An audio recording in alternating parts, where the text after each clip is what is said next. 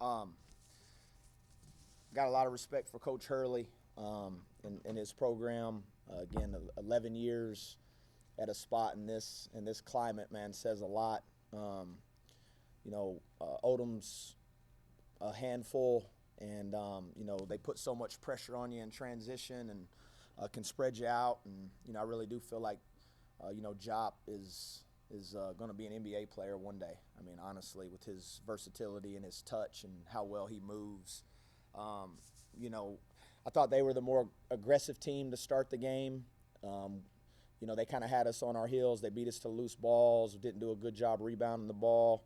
And then I think slowly but surely we were able to kind of get our footing and defensively executed better. Obviously, Eagle staff was huge in the first half, keeping us afloat when we were really, really struggling. And then I thought the response in the second half as a group was big. I thought Lorient was incredible in the second half. Chance Moore made some big plays. Really every player that played, made some monster plays. And thought one of the biggest plays was when DJ Thomas went and dug out a loose ball when we were maybe up 2 or 3, and then we were able to make a 3 after that and just never really relinquished from there. So hard-fought win, and we'll take it.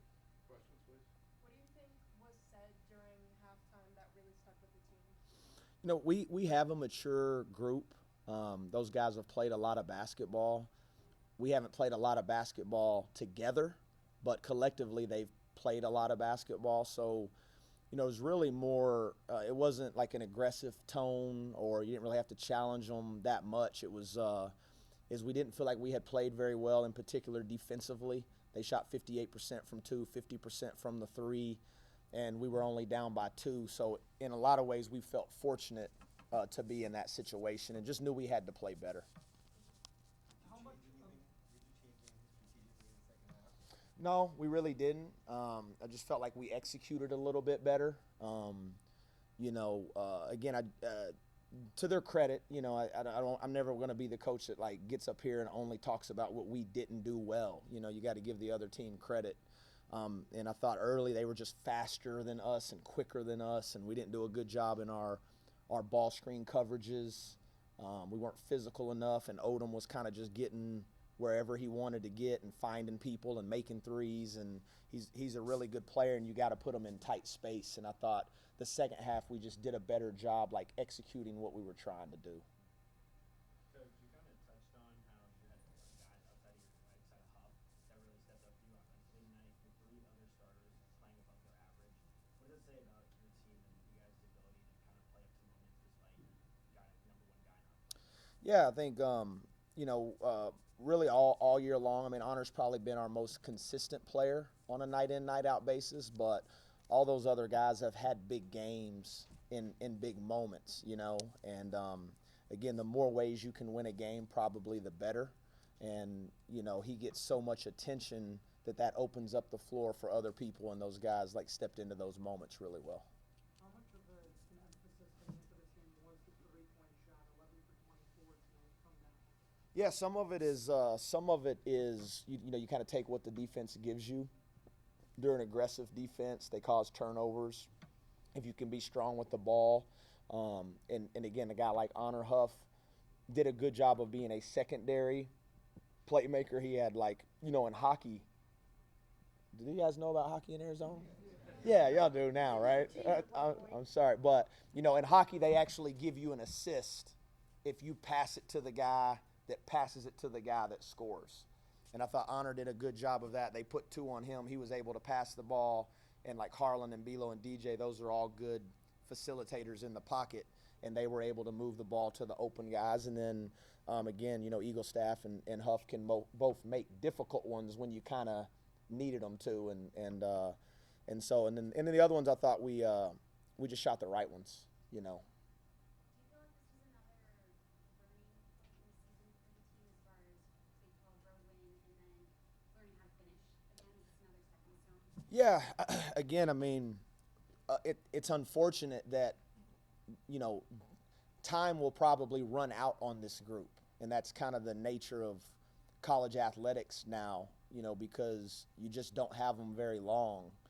And so, yeah, you're going to be – every day is kind of still of a learning experience, And, again, I feel like some of the – I've mentioned this before – some of those games earlier in the year that we weren't able to finish, that we played really well for long stretches and then just didn't have the closing punch. We've kind of flipped it a few times now where we were able – maybe we didn't play great for stretches of the game, but we were able to finish. This is your first win away from Morgantown as coach of West Virginia. You got a pretty tough one coming up in Tucson. How do you carry that performance in the next game? Yeah, you just you kind of the Big 12's so tough. In my opinion, it's the third best basketball league on the planet.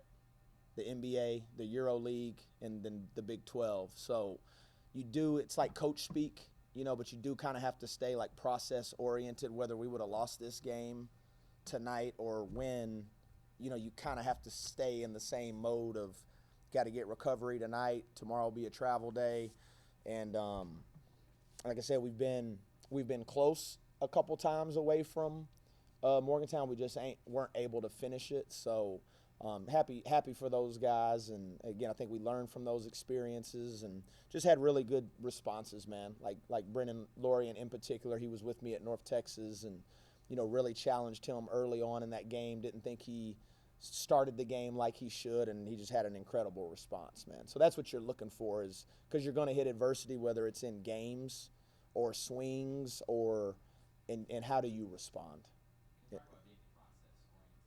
What's that process like when you're facing a team that plays the way ASU does, then suddenly a team that plays the way U of A does to prepare? You mentioned the recovery, but what is that kind of like to keep your guys in that game? Yeah, it's again, that's the challenge, man. I worked for Coach Larry Eustachy for 5 years, and he was at Iowa State and won the Big 12 twice, and he had a great saying, and it was true. He would say sometimes the problem isn't you. Sometimes the problem is who you have to play and where you have to play them. But with that being said, yeah, you'll get back, you'll get treatment. You'll start talking about their personnel a little bit, watching film on them, and try to come up with a game plan that you feel like gives you a chance, in going into a very difficult venue against a team that could win a national championship. Coach, by the end of the game, there were very audible chants for West Virginia. What was that like hearing those fans so far away from Morgantown? Yeah, it was awesome. It was awesome. We really do have, one of the best fan bases in the country, if not the best fan base in the country. And, they're passionate. They care so much. There's 1.8 million people in the state, no pro sports teams. Again, I grew up in Dallas, so you have like the Cowboys and the Stars and the Rangers and the Mavericks and TCU and SMU and Texas Tech and Texas A&M. West Virginia, you have West Virginia, and they say it a lot there. There's like always a West Virginia connection, and I'm always amazed whether I'm going through airports or whatever, how many people you run into that were West Virginia alums or had a brother or had an uncle. And so to see them out here and feeling their presence and their help, it was awesome. We'll take one more. Coach, these are two teams that play at very different tempos. You guys held ASU to a season low of only 63 possessions in this game. How important was it for you guys to stick to your morals and play your own game? Yeah, I mean, I think again it speaks to like the maturity of our players and their buy-in and their commitment to doing what we're asking them to do. We didn't feel like coming in here and getting into a track meet with these guys was going to give us our best chance to win, and you got to be efficient offensively, which we ended up being. And then because it's twofold, again, it's not football, so it's not like you don't get a stop and then your offense runs on the field. It's all tied in together. So can you be efficient offensively? Can you take care of the basketball? And then can you get back and get your defense set? And we've proven that when we can keep our defense in the half court and execute what we're trying to do, we've been good. Coach, thank you. Thank y'all. Appreciate it. Y'all be safe.